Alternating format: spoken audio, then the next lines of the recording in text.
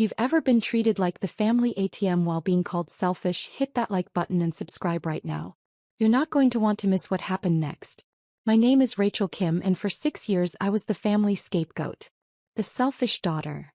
The one who never helped despite having a good job. The ungrateful child who forgot where she came from. My older brother Jason was the golden child. Married to Stephanie, a real estate agent. 2 kids, Tyler 8 and Emma 5. They lived in a renovated Craftsman in North Seattle that my parents never stopped talking about. Jason worked in sales at a tech company, making around $110,000 annually. Stephanie's income was inconsistent.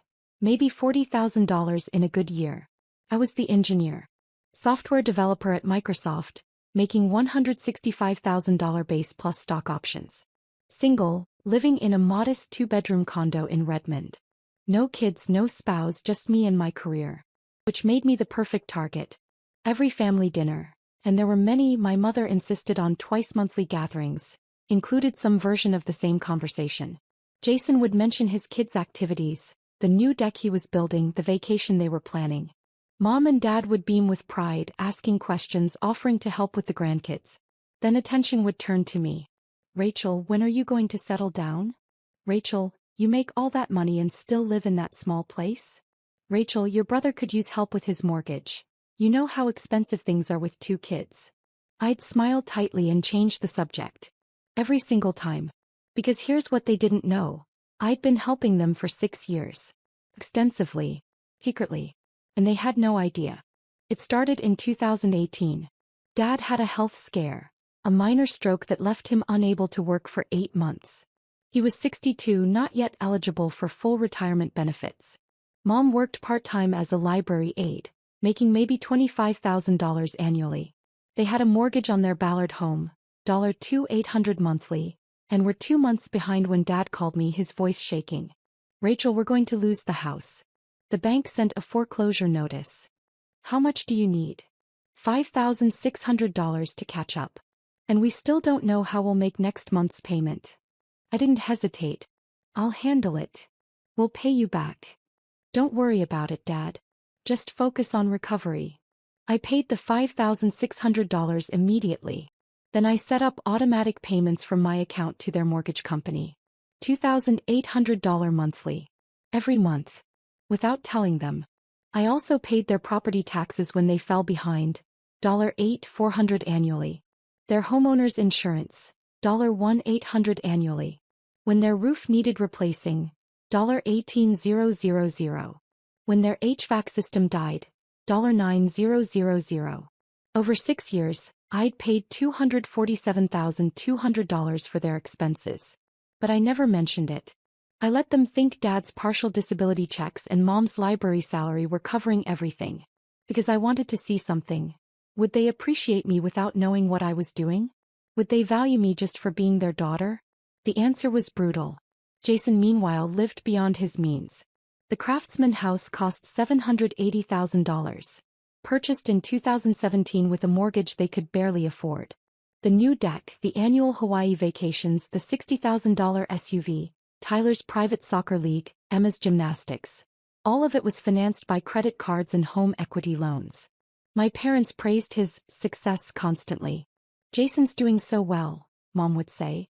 Providing such a beautiful life for his family.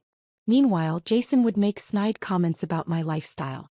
Must be nice having all that money and no responsibilities, he'd say, his tone just friendly enough to avoid being called out. Rachel's sitting on her pile of gold like a dragon. Stephanie would laugh. A little too hard, a little too mean. Mom and Dad would smile uncomfortably but never defend me. The comments escalated over time. At Christmas 2023, Jason announced they were planning a 2-week European vacation. London, Paris, Rome. How are you affording that? I asked innocently. We work hard, Stephanie snapped. We deserve nice things. Unlike some people who just hoard their money, Jason added, looking directly at me. I said nothing. Let it slide like I always did.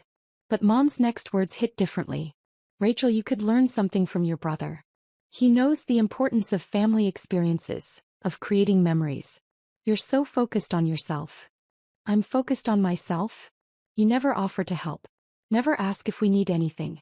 Just keep your money to yourself. She shook her head sadly. I raised you better than that. Something cold settled in my chest. But I smiled and changed the subject. That night I went home and pulled up my financial records. Every payment I'd made for my parents over 6 years.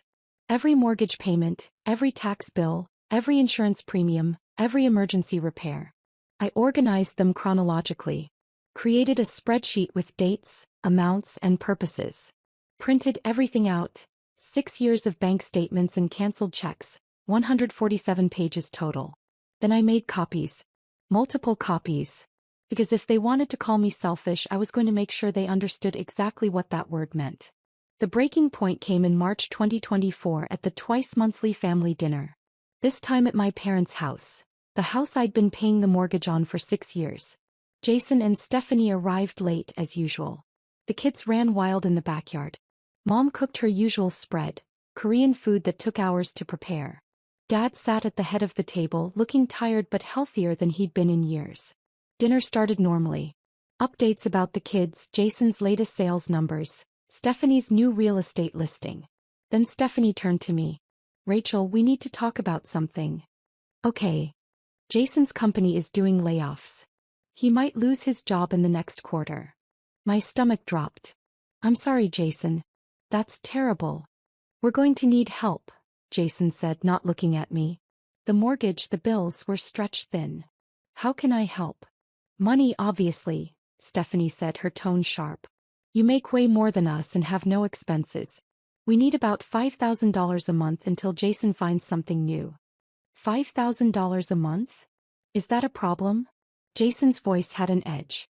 We're family. Drop a comment and let me know where you're watching from tonight. I don't have $5,000 a month to spare. Bullshit, Stephanie interrupted.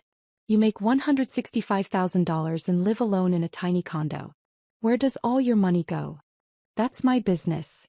Rachel. Mom's voice cut through. Sharp, disappointed. Your brother needs help. This is what families do. We help each other. I help. No, you don't, Mom continued. You've never helped. Not once in all these years. You just keep your money to yourself, living your comfortable little life while the rest of us struggle. The accusation hung in the air like poison. Dad nodded slowly. Your mother's right, Rachel. You've been selfish. We raised you better than this. Jason leaned back, vindicated. Stephanie crossed her arms, satisfied. I looked at each of them. At their certainty. Their absolute conviction that I'd never helped, never contributed, never sacrificed. I've been selfish, I repeated slowly. Yes, Mom said firmly. And it needs to stop. Family comes first. Not your savings account. I reached into my bag. I'd brought it knowing this conversation was coming, feeling it building for weeks. I pulled out my folder. The thick one with 147 pages of financial records. Before we continue, I said calmly, I want to make sure I understand. You're saying I've never helped this family? That's right, Stephanie said. Never contributed financially? Never, Jason confirmed. Just kept my money to myself? Yes, Dad said sadly. Your mother and I have been disappointed for years. I opened the folder. Placed the first page on the table. A bank statement from March 2018. This is interesting, I said quietly. Because according to my records, I've been paying your mortgage for 6 years. The room went completely silent. What? Mom whispered. I placed another page down. And another. And another. Creating a paper trail across the dinner table. $2,800 monthly mortgage payment. Every month since April 2018. That's $201,600. Dad's face had gone pale. Rachel. Property taxes. $8,400 annually. 6 years. That's $50,400. You couldn't have, Jason started. Homeowner's insurance. $1,800 annually. 6 years. That's $10,800. I kept placing pages. Kept listing numbers. New roof in 2019. $18,000. HVAC replacement in 2021. $9,000. Plumbing emergency in 2022. $3,400. Electrical panel upgrade in 2023. $4,200. Mom's hands were shaking. Why didn't you tell us? I wanted to see if you'd value me without knowing what I was doing. Turns out you didn't. I placed the final summary page on the table. Total. $247,200 over 6 years. But according to you, I've never helped. I've been selfish. We didn't know, Dad stammered. You didn't ask. You assumed. I turned to Jason. And you? Living in your $780,000 house, taking European vacations, driving a $60,000 SUV. Calling me a dragon sitting on gold.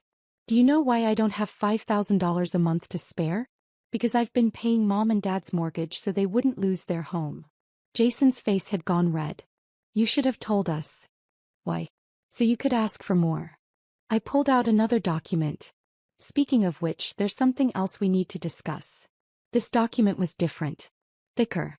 With an official bank logo. 3 months ago, I requested a full accounting of Mom and Dad's mortgage. Wanted to make sure my payments were being applied correctly. I slid it to the center of the table. That's when I discovered something interesting. Dad reached for the document with trembling hands. In 2020, someone took out a home equity line of credit against Mom and Dad's house. $85,000. Then another one in 2022. $104,000. Total, $189,000 in loans secured by their property. That's not, Mom started. The applications were submitted digitally. Using Dad's name, his social security number, his income information. The money was transferred to an account at a different bank. I pulled out another page.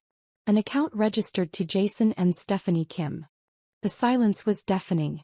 You stole from them, I said flatly, looking at Jason. You took out loans in Dad's name, using his identity, and pocketed the money. I didn't steal, Jason's voice cracked. I borrowed. I was going to pay it back. With what money? You can't even pay your own mortgage. Dad said I could use his information. No, I didn't, Dad said, his voice hollow. I never said that. I didn't even know about these loans. Stephanie's face had gone white. Jason told me you approved it. I didn't approve anything. Dad's voice rose, something breaking in it. Rachel's been paying our mortgage. How could I approve loans when I didn't even know the mortgage was being paid? Because you had access to their computer, I said coldly. Their passwords. Their personal information. You've been in this house twice a week for years. You knew they weren't paying attention to their finances because Dad's been recovering and Mom's been overwhelmed. So you committed identity theft and fraud. This is ridiculous, Jason stood up abruptly. Sit down, Jason, a new voice said from the doorway. We all turned. 2 men stood there. One in his 50s wearing a suit, one younger with a badge clipped to his belt.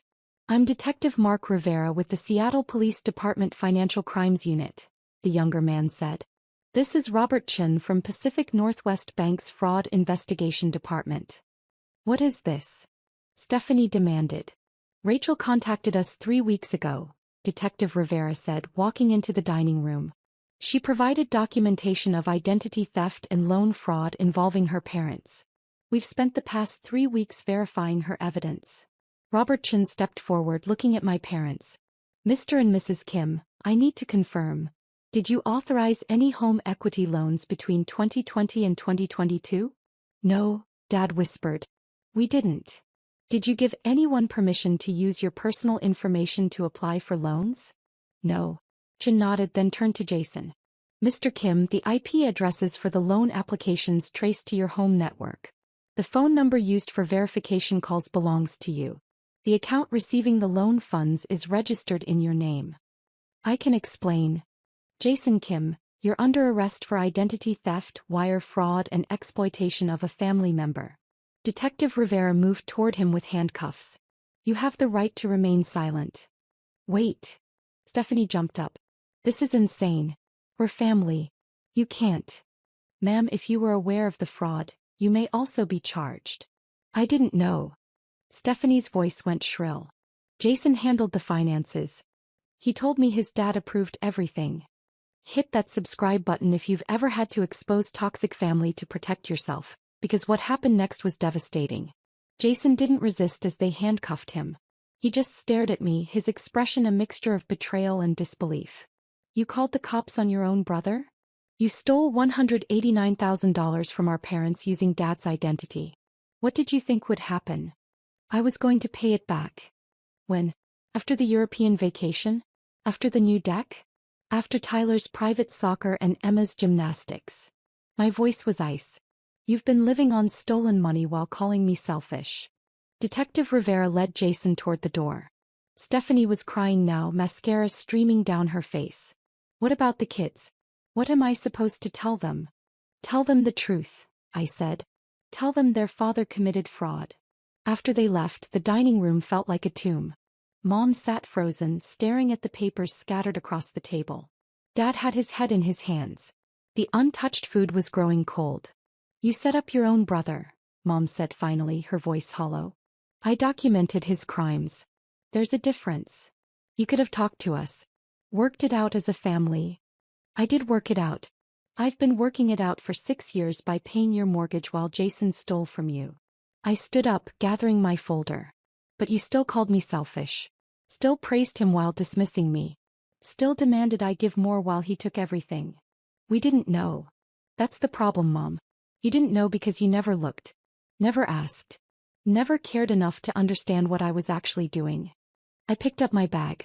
You saw what you wanted to see, a successful son and a selfish daughter.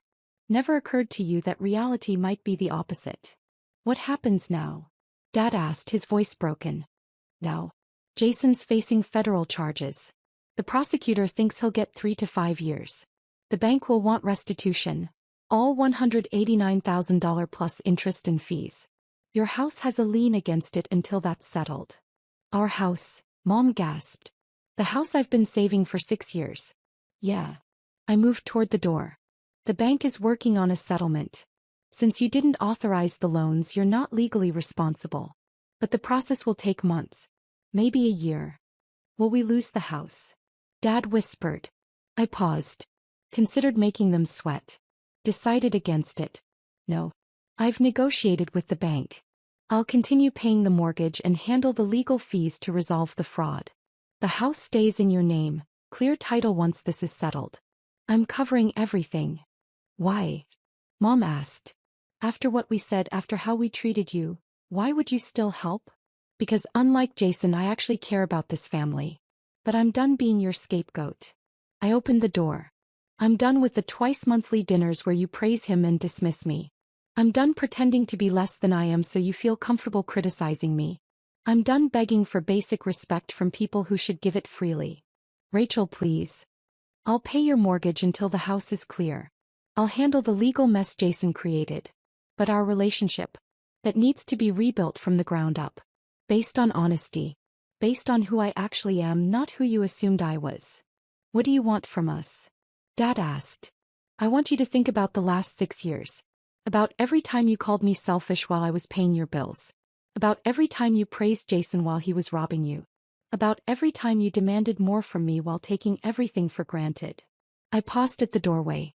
Then, if you want a relationship with me, we build a new one. One where I'm not the family ATM or the convenient scapegoat. I left them sitting at the table, surrounded by 147 pages of evidence that their selfish daughter had been their salvation all along. The immediate aftermath was catastrophic for Jason and Stephanie. The arrest made the local news, Seattle tech worker charged with family fraud. Jason's company fired him immediately, not just because of the pending layoffs, but because identity theft was a termination-worthy offense. Stephanie's real estate license was suspended pending investigation. Washington state takes fraud seriously, even when you're not the primary perpetrator. Their income dropped to zero overnight. The Craftsman house went on the market within 2 weeks. They needed money desperately, for Jason's legal defense for basic living expenses for the kids.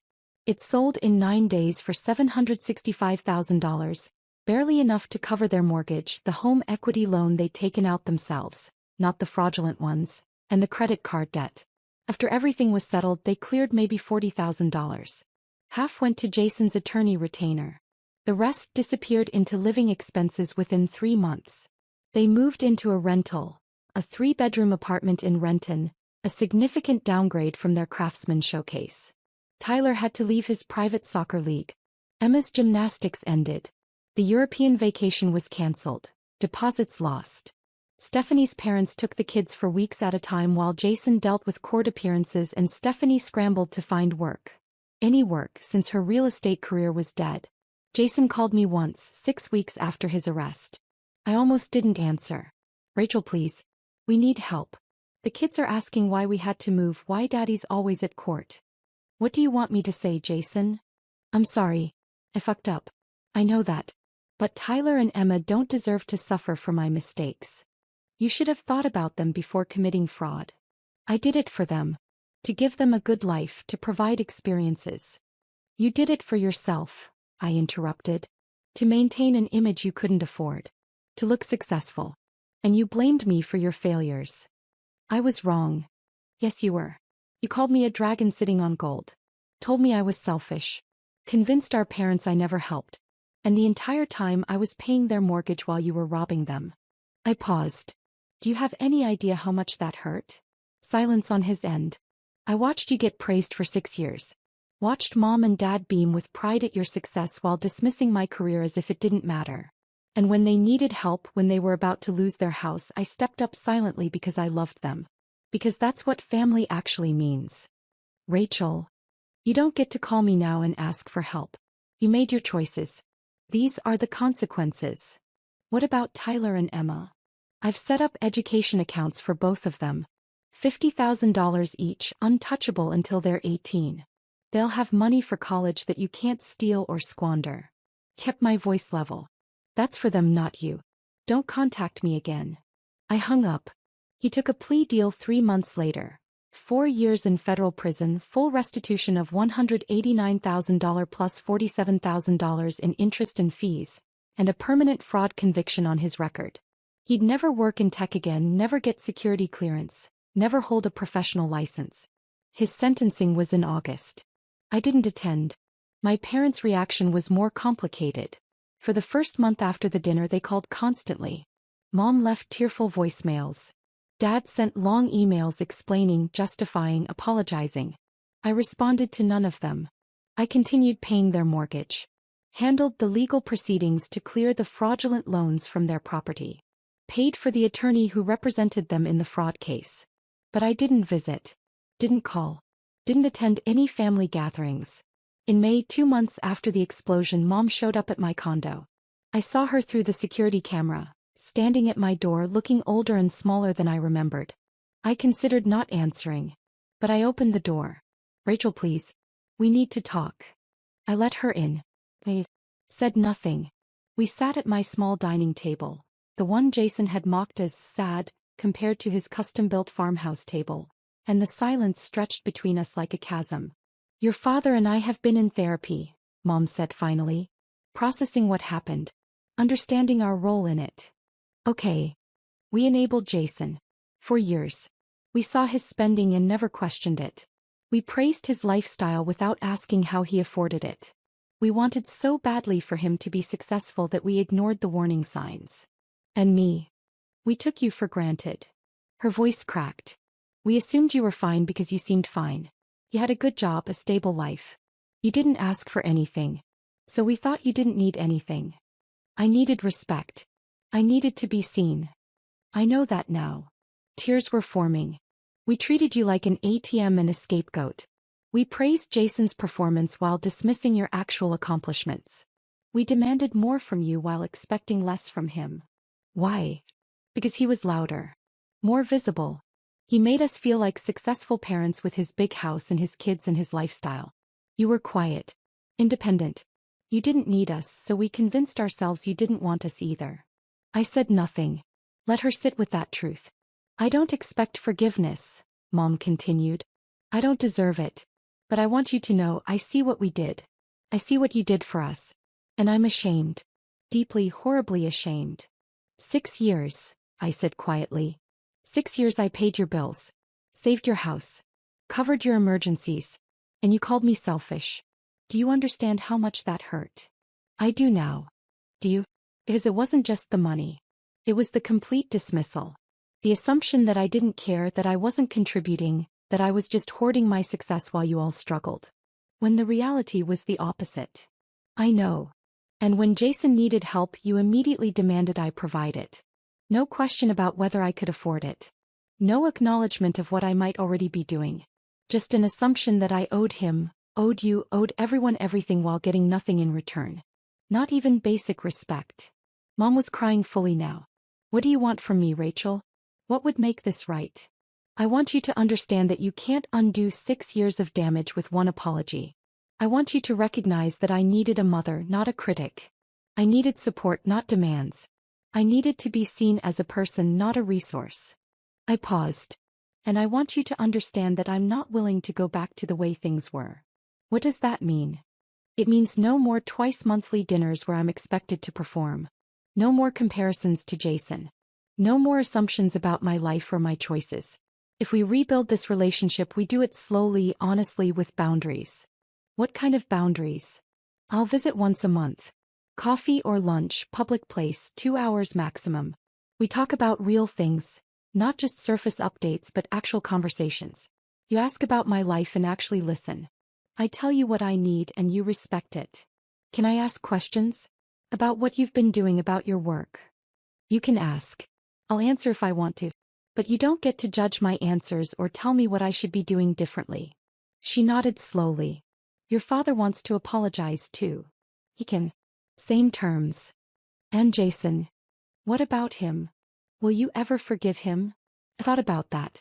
About the years of snide comments, the golden child treatment, the fraud, the blame. I don't know. Maybe. But not anytime soon. He needs to serve his time. Make restitution. Actually change. Then we'll see. He's asking if you'll help with the restitution payments. No. My voice was firm. I'm paying for the legal cleanup because it affects your property. But Jason's restitution is his responsibility. He can get a job when he gets out. Work minimum wage if he has to. Figure out what the rest of us figure out without committing fraud.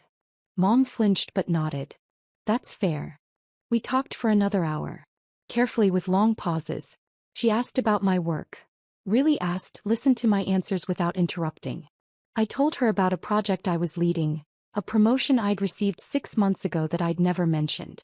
She looked genuinely interested, genuinely proud. Felt strange, unfamiliar, but not entirely bad. When she left, she hugged me at the door.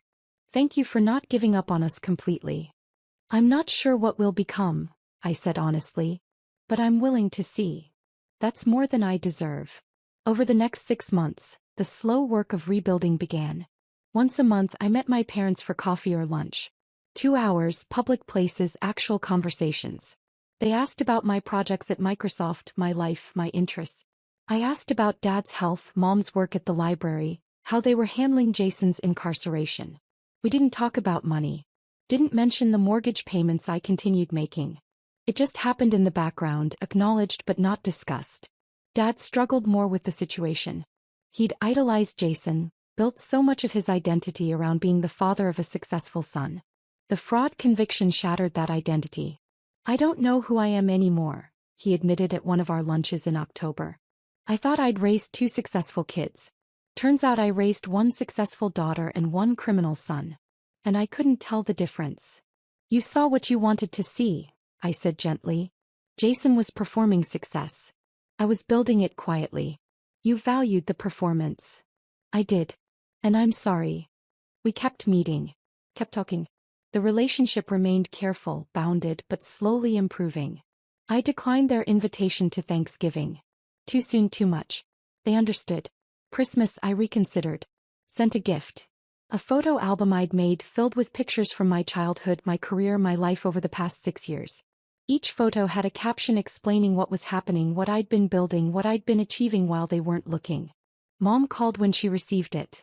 Rachel, this is beautiful. I had no idea. I know. That was the problem. Can we see you? Maybe for an hour on Christmas Eve. I agreed. 1 hour became 2. We exchanged gifts, shared a meal, talked carefully around the damage we were still healing. It wasn't perfect. It wasn't the family I'd wanted. But it was honest. If you've ever had to walk away to save yourself, tell me your story in the comments. What would you have done in my situation? Jason was released in January 2028 after serving 3.5 years. He came out to a world that had moved on without him. His marriage to Stephanie had ended in divorce after 2 years. She'd married him for the lifestyle, and when that collapsed, so did her interest. She had primary custody of Tyler and Emma. Jason lived with our parents for 6 months while trying to rebuild. He worked at a grocery store, then a warehouse, cobbling together maybe $35,000 annually. His felony conviction blocked him from most professional opportunities. He wrote me letters from prison. Dozens of them. Apologizing, explaining, begging. I read them all but never responded. When he got out, he called. I let it go to voicemail. He called again. Voicemail. Voicemail. Finally, he showed up at my condo building. Security called me. There's a Jason Kim here to see you. Tell him I'm not available. He says he'll wait. Tell him he can wait forever. I'm not seeing him. He waited for 3 hours before leaving. 2 weeks later, I agreed to meet him. Coffee shop, public place, 1 hour maximum. I told him explicitly, this doesn't mean forgiveness. This means I'm willing to hear what you have to say. He looked different. Thinner, older, harder. Prison had stripped away the arrogant tech bro veneer, leaving something more raw underneath. Thank you for seeing me, he said, his voice quiet. You have 45 minutes. I'm sorry. For everything. For the fraud, for stealing from mom and dad, for all the years of calling you selfish while you were saving us. He met my eyes. I was jealous of you. Your success, your stability, your actual accomplishments. I was performing and you were building. And I hated that you made it look so easy. It wasn't easy. I know that now. I know what you sacrificed. What you paid for. What you gave up to help people who didn't appreciate it. What do you want, Jason? Nothing. I'm not asking for help. I'm not asking for money. I just wanted you to know. I see what I did. I see what I destroyed. And I'm sorry. I studied him. Looked for signs of manipulation, of self-interest. Found only genuine regret and exhaustion. Okay, I said finally. I hear you. Can you forgive me? I don't know. Maybe someday. Not today. That's fair. He stood to leave. For what it's worth, Tyler asks about you. He remembers you used to bring him books, play games with him. He doesn't understand why you don't come around anymore. That hit harder than I expected. Tyler's 11 now? 12. Emma's 9. They're good kids. Confused about everything but good. I set up education accounts for them. $50,000 each. I know. Mom told me. That's more than I deserve. It's not for you. It's for them. He nodded. Will you ever want to see them? Maybe. When they're older. When they can understand what happened and make their own choices about family. I paused. But not while they're living with Stephanie and not while you're still figuring out who you are post-prison. I understand. We parted awkwardly. No hug, no promises. Just an acknowledgement that maybe, someday in years we might find a way to be siblings again. Maybe. I'm 34 now. Still at Microsoft. Now a senior engineering manager earning $285,000 plus substantial stock options. I bought a house last year. A beautiful craftsman in Wallingford with 3 bedrooms, a home office and a garden. Paid cash. My parents' mortgage will be paid off next year. 7 years of payments, $235,200 total. The fraudulent loans were resolved. The bank wrote them off as losses, my parents' credit recovered, the title cleared. The house is theirs free and clear. I see them monthly. The relationship is careful but real. They ask about my life. They listen when I talk. They don't compare me to Jason anymore. There's nothing left to compare. Mom retired from the library. Dad volunteers at a community garden. They're figuring out who they are in their 70s without the golden child narrative to define them. Last month, Mom showed someone a photo of me at a Microsoft event. This is my daughter Rachel, she said proudly. She's a senior engineering manager. She's brilliant. It was the first time I'd heard her describe me that way without caveat or qualification. Just pride. Pure and simple. Felt strange. Fern. But good. The money I spent on them, $247,200 over 6 years, could have been a down payment on a bigger house, an investment portfolio, early retirement funding. Sometimes I think about what I could have done with that money if I'd kept it for myself. But then I remember, I wasn't just paying their mortgage. I was testing a hypothesis. Would they love me without knowing what I was doing? Would they value me just for being Rachel? The answer was no. But learning that answer was worth every penny. Because it freed me. Freed me from chasing their approval, from trying to earn love that should have been freely given, from shrinking myself to make them comfortable with my success. I'm not the selfish daughter. I never was. I'm the daughter who saved them, who protected them, who sacrificed for them, while they praised the son who robbed them. And now they know it. The greatest victory isn't making them apologize. It's building a life so solid, so authentic, so true to myself that their opinion, whether praise or criticism, becomes just information, not definition. Jason thought he was the successful one. The golden child. The one who had it all figured out. I was the one who actually built something real. Something sustainable. Something that didn't collapse the moment external validation disappeared. And in the end, that's the only kind of success that matters. The kind you build quietly, honestly, without needing anyone's permission or approval. The kind that survives exposure. The kind that's actually yours.